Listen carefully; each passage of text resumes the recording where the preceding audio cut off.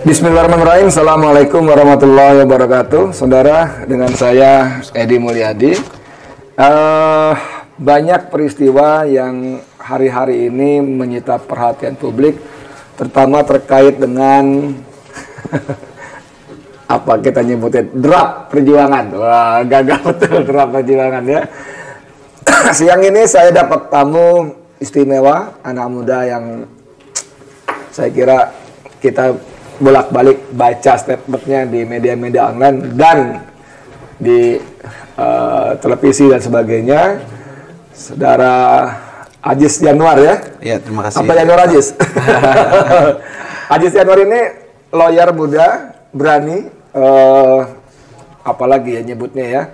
Dan saya kira tanpa mendahului takdir Allah, saya boleh bersaksi bahwa beliau termasuk mujahid yang istiqomah dalam perjuangan. Insyaallah, amin. Kali ini kita bicara Ajis sebagai kuasa hukum HRS ya. Iya. Habib Rizik Syihab. Gimana kabar, sehat ya? Alhamdulillah. Alhamdulillah. Mohon maaf nunggu sebentar tadi. Om Ajis, ini gimana? Kita pengen dengar nih kondisi Habib kita di dalam ini gimana nih? Ya, pertama-tama kami sampaikan bahwa kondisi Habib Rizik Syihab alhamdulillah kondisinya baik, kemudian juga mengenai kesehatan beliau ini masih pemulihan. Jadi masih membutuhkan treatment kesehatan sehubungan dengan beberapa memang apa ya, yang memang beliau rasakan atau beliau sedang masa penyembuhan.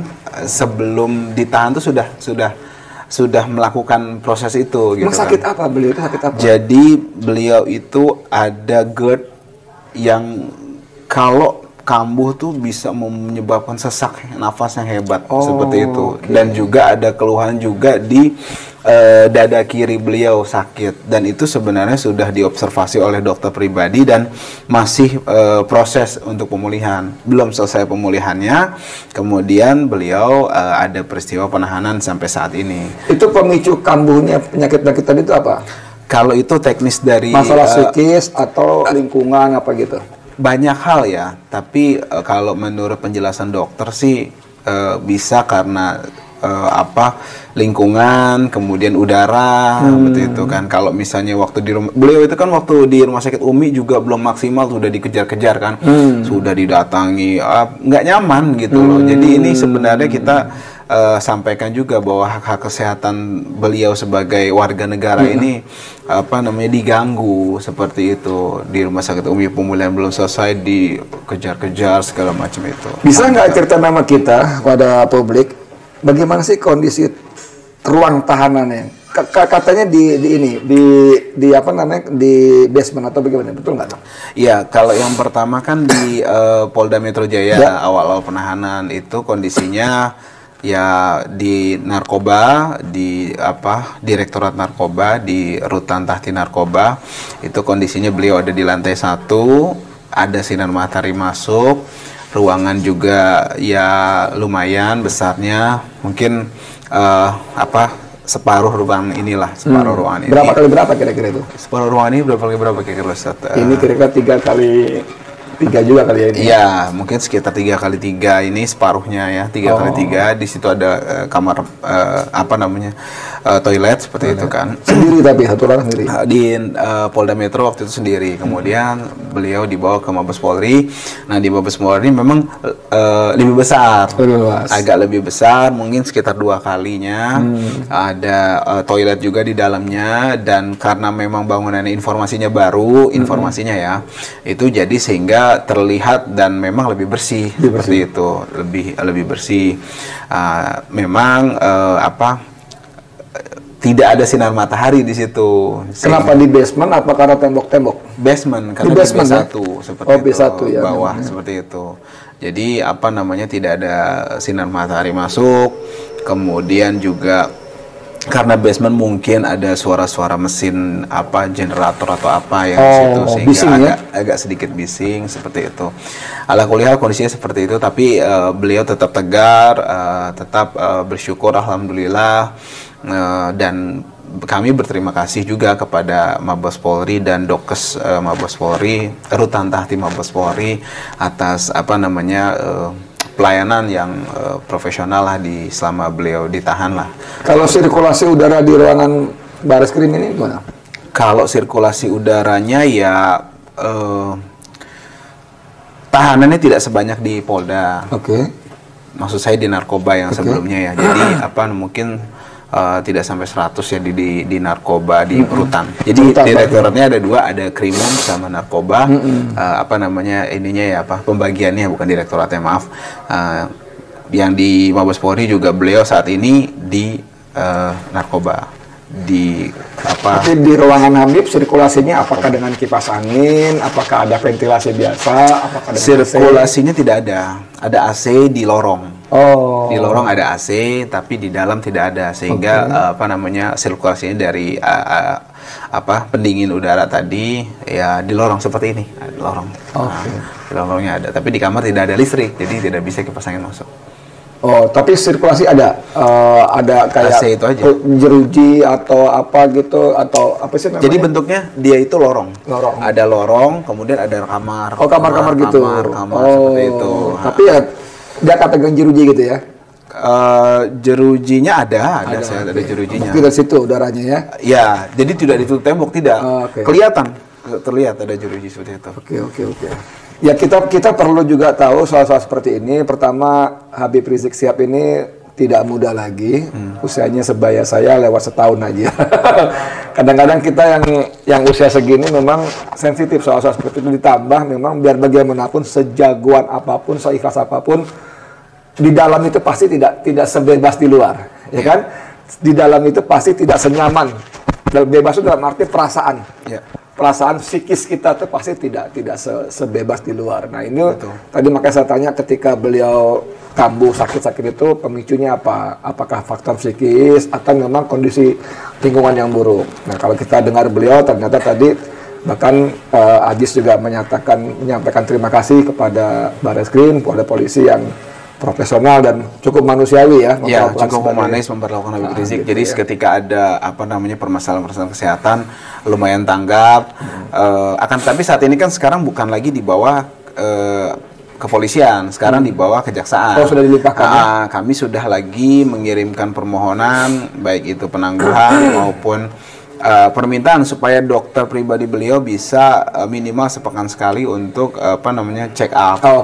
Kita sudah masukkan, mungkin Senin kita akan coba tanyakan lagi. Kemudian juga permintaan melepas kamera juga kita sudah sampaikan gitu. Jadi di ruangan itu ada kamera. CCTV. Iya, ada CCTV. Pemantauan full. Iya, mungkin waktu itu pihak kepolisian karena alasan keamanan menjaga beliau, dan kami apresiasi. Tapi kalau sudah beberapa waktu ini menurut kami dan menurut Habib Rizik sendiri itu tidak lagi diperlukan. Jadi diminta untuk dilepas dan surat tersebut sudah kita ajukan kepada pihak kejaksaan. Seperti itu. Satu lagi masih soal kondisi Habib di dalam. Itu kan waktu masih di Polda sempat beredar tuh foto. Nah kan ini kan soalnya media sosial nih, kita mesti benar-benar hati-hati jangan sampai terprovokasi dari hal-hal yang tidak benar. Saya mumpung ada lawyernya, itu sempat beredar foto Habib yang benjal-benjal merah dikasih tanda gitu, itu gimana? Itu fakta apa hoax aja tuh? Itu bukan fakta, itu hoax. Jadi beliau tidak seperti itu kondisinya. Wah, ini pemirsa nih, hati-hati nih, kita nih kadang-kadang memang jadi korban. Saya nggak tahu siapa yang menyebar seperti itu dengan niat apa, tapi rasanya memang paling sedikit menimbulkan keresahan dan mungkin kemarahan yang bisa memicu kita berlaku anarkis ya sebagai pecinta Habib. Tapi sebetulnya gimana? Kasusnya sampai di mana sekarang? Kasusnya saat ini beliau ini yang sudah P21 istilahnya ya. Itu atau di tahap kejaksaan saat ini itu ada 3. Yang pertama kasus kerumunan Petamburan, beliau bersama dengan 5 tersangka lain yang Senin kemarin 8 Februari yang lalu itu menemani Habib akhirnya masuk ke dalam tahanan. Kemudian yang kedua kasus kerumunan Megamendung. Nah itu di Bogor Bogor Kabupaten. Kemudian juga kasus tuduhan penghalang-halangan proses web dan juga penyebaran kebohongan. Yang swab itu di Rumah Sakit Umi. Kita kenalnya mungkin dengan kasus Rumah Sakit Umi. Itu mau diperiksa swabnya. Ya, itu bersama dengan Habib Hanif tersangkanya dengan Dr. Andi Tatat seperti itu. Dirutnya ya. Iya. Kalau penyebaran kebohongan itu yang mana? Yang Rumah Sakit Umi. Apanya? Sisi apanya yang dianggap bohong? Dari BAP serta dari keterangan-keterangan yang digali, arahnya itu adalah Habib Rizik dan Habib Hanif serta Dr. Andi Tatat dituduh menyebarkan kebohongan terkait kondisi kesehatan Habib Rizik Syihab. Konkretnya bohong yang bagaimana?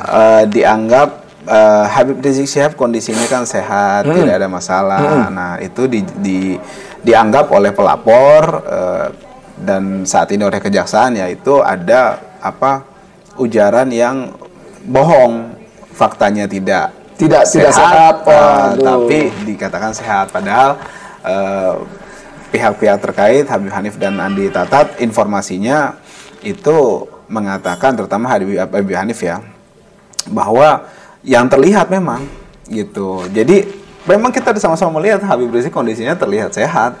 Waktu itu kalau nggak salah di berita-berita saya baca Habib tidak bersedia diperiksa oleh tim Satgas karena sudah diperiksa oleh tim dari Mercy. Ya, betul? Ya, ada kejadian waktu itu. Sebenarnya Habib itu bukan tidak bersedia diperiksa. Waktu itu pihak keluarga melalui Habib Hanif menerangkan bahwa apa urgensinya mau diswab lagi, sedangkan Habib Rizik sudah diswab kemarin. Baru 1 hari itu. Ya, kalau saya tidak salah, ya, saya ingat saya seperti itu. Kurang lebih seperti itu, poinnya. Jadi, apa urgensinya? Ditanya oleh pihak-pihak terkait waktu itu yang mendatangi Rumah Sakit Umi yang Satgas Covid ya. Ada hasilnya tidak? Nanti hasilnya dikoordinasikan saja ke Mercy. Mereka katakan iya. Seperti itu faktanya. Itu yang disampaikan kepada pihak Satgas ya melalui keterangan Habib Hanif ya. Karena saya tidak ada di lokasi dan saya sebagai kuasa hukum hanya menyampaikan apa yang beliau sampaikan. Soal prokes di Megamendung dan Petamburan. Ya. Saya sama sekali awam soal hukum, tapi saya baca, saya dengar pernyataan para ahli hukum, itu kan sudah kena punishment. Sudah dihukum dengan bayar denda 50 juta cash pada hari yang sama, saat yang sama. Yang menurut siapa saya pernah baca itu belum pernah terjadi untuk orang denda langsung dibayar saat itu juga. Nah, kata orang hukum lagi, itu tidak mungkin satu orang dihukum 2 kali untuk kasus yang sama. Sehingga mestinya kalau benar-benar prokes di Petamburan dan di Megamendung selesai setelah dibayar 50 juta itu, gimana? Kalau yang Megamendung, saya belum tahu kalau ada pembayaran denda segala macam ya. Kalau yang Petamburan memang betul ada. Kita sampaikan bukti-buktinya baik di pra-peradilan waktu itu dan juga kita tahulah memang sudah dibayar kan, sudah diliput media juga waktu itu kan. Kalau saya sederhana saja untuk menanggapi Ustadz Edi barusan, bahwa kalau menurut saya ini adalah satu-satunya ya, satu-satunya di Indonesia, satu-satunya di Asia, satu-satunya di dunia, bahkan satu-satunya di alam jagat raya ini, gitu. Kalau ada ya satu pihak dituduh ya terkait pidana prokes, itu dipidana. Saya kalau denda udah banyak lah mungkin ya. Dipidana dengan tuduhan dengan tuduhan yang luar biasa seperti ini sampai ada penahanan. Gitu. Boleh cek sejagat raya deh. Itu saya koreksi kalau saya salah ya, tapi sepengetahuan saya tidak ada gitu loh. Apalagi hukumannya. Dan satu lagi, bukan cuma prokes pidananya. Ada 160, ada hasutan. Ada juga di situ terkait dengan undang-undang ormas. Ada gitu kan, dimasukkan juga oleh jaksa itu. Saya lupa pasalnya, karena baru saya lihat kemarin itu memang waktu penahanan pasal itu. Sebelumnya kan saya tahu pasal 160 dan 55 junto kan, turut serta kan. Untuk ke-6 termasuk Habib Rizik, 6 orang itu.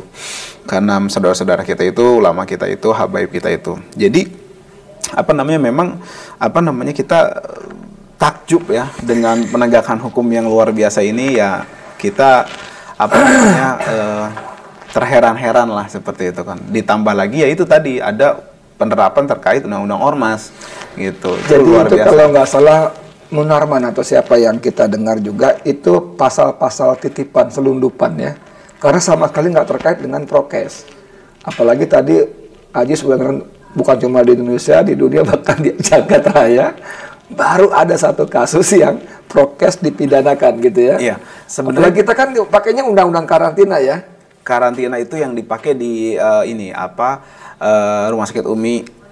Sama kalau saya tidak salah di Mega Dan dari undang-undang karantina dari pasal 1 sampai habis tuh memang nggak ada sanksi pidana di penjara. Ada, tapi kalau sanksinya itu tidak ada ancaman untuk penahanan. Oke. Karena ancaman hukumannya itu di bawah 5 tahun dan tidak masuk dalam pidana yang memang di bawah 5 tahun itu bisa ditahan, misalnya pemalsuan, penipuan, penggelapan, kekerasan dengan perbuatan tidak menyenangkan kekerasan itu memang ancamannya di bawah 5 tahun tapi bisa ditahan. Tapi kalau misalnya yang lainnya itu tidak ada penahanan di situ. Seperti itu, apalagi 160 itu kan ancaman hukumnya tinggi kan, lumayan tinggi. Terus berapa tahun itu?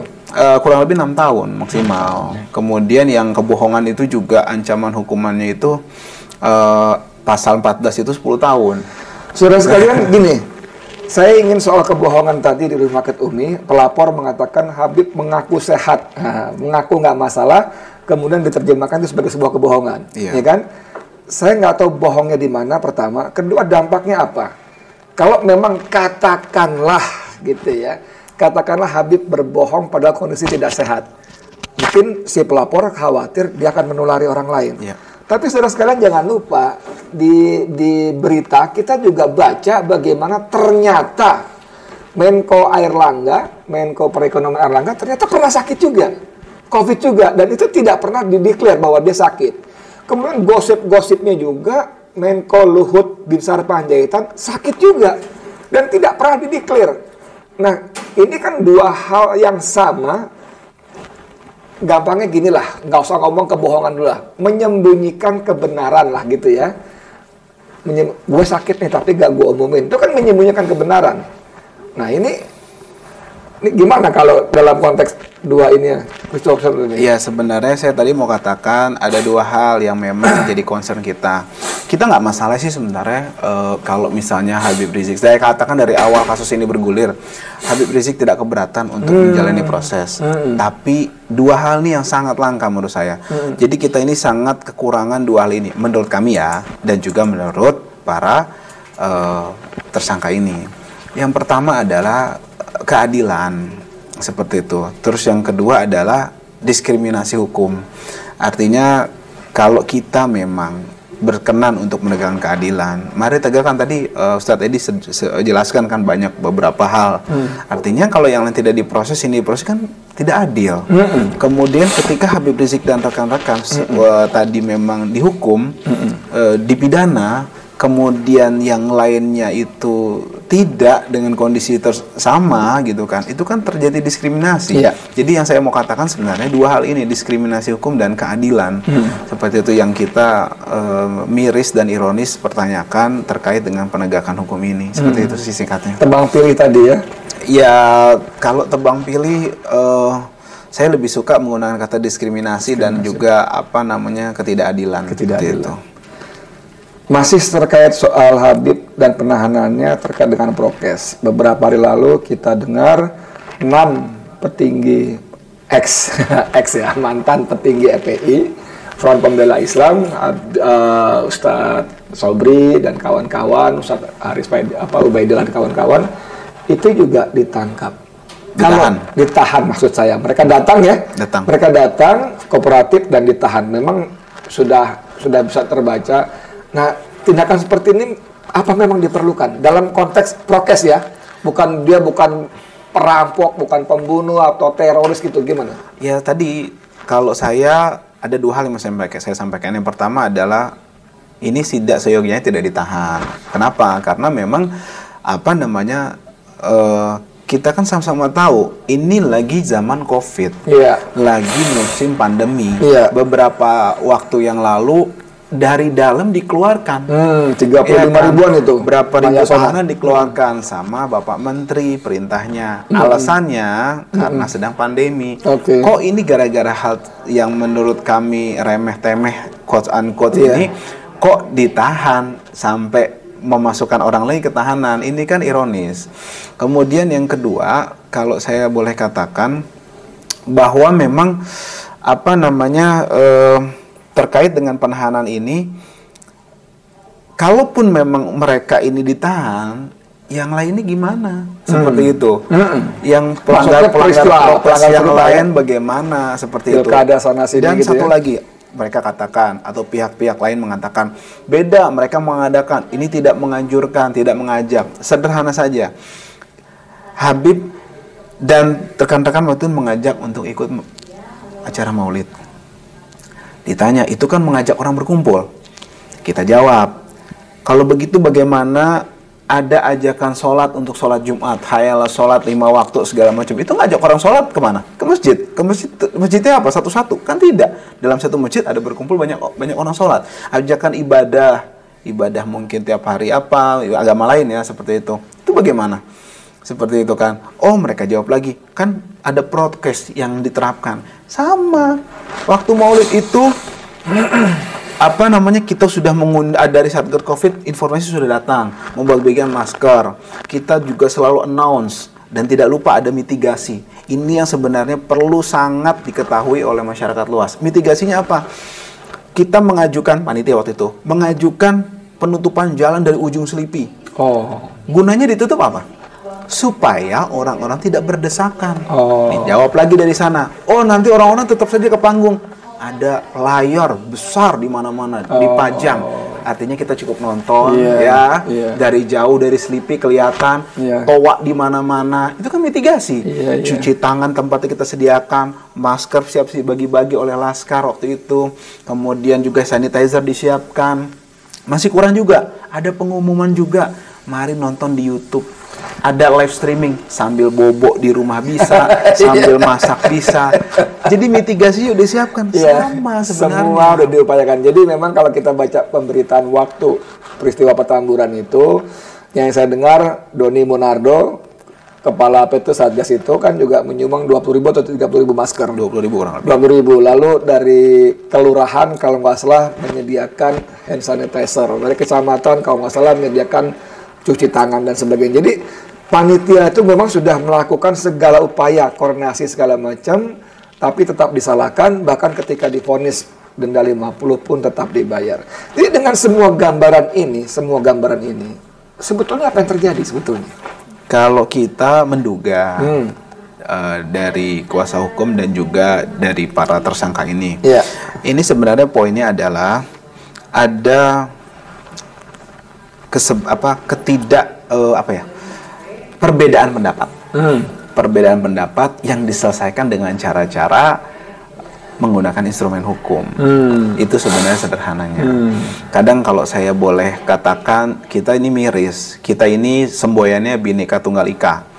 Biar berbeda-beda, biar berbeda-beda, tetap satu jua. Beda suku, kita harus terima. Beda bahasa, kita terima. Beda agama, kita terima. Beda pendapat, kok kita nggak terima? Itu yang sebenarnya saya mau coba gugah rekan-rekan sekalian, dan juga siapapun yang memang berbeda pendapat, biasa berbeda pendapat gitu kan.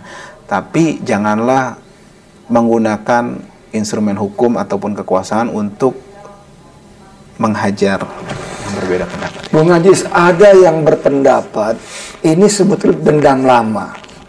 Dendam lama ketika Pilkada DKI Anies lawan Ahok.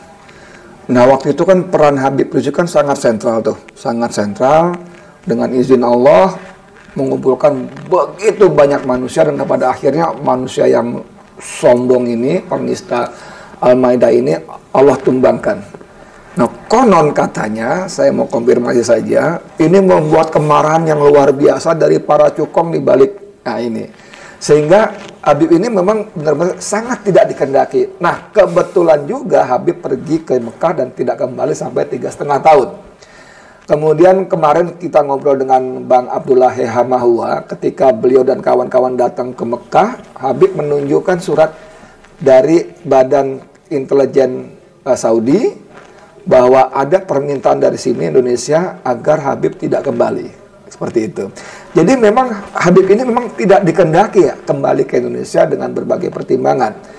Dan qadarullah, walaupun orang-orang dekat saya dengar Munarman, siapa lagi Kiai Sobri dan mungkin juga Ajis dan kawan-kawan sudah menyarankan, Bib, jangan dulu, belum waktunya, dan tapi beliau mau pejuang segala macam, akhirnya kembali. Dan hal seperti ini mungkin menjadi jawaban kenapa tadi ini lawyer yang santun ya. Cuma dia mengatakan perbedaan pendapat. Padahal sesungguhnya tidak cuma sekedar itu. Gimana sebagai lawyer menanggapi asumsi publik yang seperti ini? Ya sebenarnya sah-sah aja, karena mungkin juga Ustadz Edi atau rekan-rekan itu kan sebenarnya mengemukakan pendapat tadi atau analisa tadi ada dasarnya, dasarnya atau minimal ada arahnya lah, ada konstruksinya. Kalau bukti mungkin agak sulit ya, tapi mungkin konstruksinya ada secara sana dan memang masuk akal. Saya amini seperti itu. Akan tetapi kalau saya cenderung lebih melihat faktanya juga seperti itu. Kalau memang konstruksinya seperti itu, ya itu menurut kami lebih mengerikan lagi ya, sangat mengerikan dan menakutkan. Artinya apa, penegakan hukum bukan cuma dibangun oleh dasar diskriminasi, ketidakadilan, tapi juga karena dendam. Ini kan membahayakan. Artinya apa? Kita memberi contoh tidak baik kepada generasi yang akan datang. Kita juga memberikan catatan sejarah yang buruk di sini seperti itu. Dan menurut saya sebelum terlambat, ini haruslah segera disudahi. Mari bergandengan tangan. Ini kan permasalahan banyak gitu loh. Dan Habib dan rekan-rekan lain ini bukan pembenci negara ini, bukan. Mereka ini sangat cinta kepada negara ini, sangat cinta kepada pemerintah, sangat cinta kepada penguasa. Makanya diingatkan, dikoreksi. Kalau misalnya kita sudah tidak menghendaki koreksi atau adanya teguran atau adanya apa ya, mengingatkan seperti itu, saling menasihati, ya sederhana saja, buat saja, rubah saja konstitusinya, kan begitu.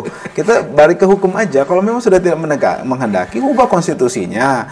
Terus ya udah, jangan kritik saya. Insya Allah kok akan ikut. Ya namanya aturan kan, kita harus ikut sama aturan. Habib ini saya tegaskan sangat patuh kepada konstitusi, sangat mengikuti prosedur hukum. Artinya kalau memang hukum melarang, samina wa atona insya Allah. Jadi saudara sekalian, ini sekali lagi Ajis ini memang santun sekali ya. Dia mengatakan banyak persoalan lain ya. Dengan bahasa saya, nggak usah nguprek di sini gitu loh. Nggak usah nguprekin Habib yang cinta NKRI segala macam. Persoalan tuh banyak, korupsi, ya kan, merajalela, kemudian narkoba, kemudian sumber daya alam kita dikuras oleh asing dan asing, kemudian ancaman kedaulatan di Laut Cina Selatan oleh pasukan RRC dan Amerika dan sebagainya. Terlampau banyak utang luar negeri yang ribuan triliun. Jadi anak muda ini ingin mengingatkan secara tidak langsung, please, ini urusin ini aja. Ini ada orang laki-laki yang cinta kepada Indonesia, bahkan disertasinya pun soal Pancasila dan sebagainya. Udah gitu. Nah, ini saya mau masuk sedikit mundur pada peristiwa 7 Desember. Dari penguntitan sampai akhirnya terjadi pembunuhan unlawful killing ya oleh aparat negara. Nah, apakah ada upaya-upaya mengaitkan Habib dengan peristiwa ini? Kan kita tahu anak muda yang 6 orang itu pun kemudian menjadi pelaku. Kemudian narasi disebarkan menstigma seolah-olah berbagai macam lah, bahwa polisi hanya self defense dan sebagainya. Nah, ada nggak kaitan upaya-upaya mengkaitkan dengan Habib? Upaya dari rezim ini? Oh, seperti itu. Kalau sementara ini secara nyata, secara konkret, bukan tersirat ya, nyata tersurat, kami belum melihat ke arah seperti itu. Kami belum melihat seperti itu. Akan tetapi kita nggak tahu ke depannya seperti apa nantinya. Tapi yang jelas nggak pada tempatnya lah, karena ini kan masalah nyawa gitu kan. Dan ini kan yang paling berkepentingan ini adalah kita semua sebenarnya. Warga negara yang melihat saudara-saudaranya ini menjadi korban nyawa, jelas seperti itu kan. unlawful killing tadi kan seperti itu, dan juga dugaan pelanggaran HAM berat. Jadi ini persoalan kita bersama yang saya yakin setiap manusia mau di rezim, mau di pro, kontra, jahat, baik, saya yakin kalau selama mereka memiliki hati nurani, pasti mereka akan tidak setuju dengan tindakan-tindakan biadab ini dan juga minta diproses. Bersihkan hati kita dari segala kepentingan, pasti sama. Kita semua satu bahasa. Nurani itu tidak bisa dibohongin. Itu sih. Ini cuma soal konfirmasi saja. Ajis juga termasuk anggota timnya 7 Desember itu ya? Iya. Oke. Pertanyaan terakhir barangkali. Ya. Ini apa yang akan, masih dalam konteks Habib Rizik tadi ya, apa langkah-langkah apa lagi yang akan dilalui dan apa upaya dari tim hukum? Karena kita di sini konteksnya penegakan hukum dan juga proses hukum, maka kita ikuti nanti prosesnya. Mungkin sepekan 2 pekan ini akan ada informasi mengenai sidang dari 3 kasus tadi yang melibatkan Habib Rizik dan juga rekan-rekan lainnya.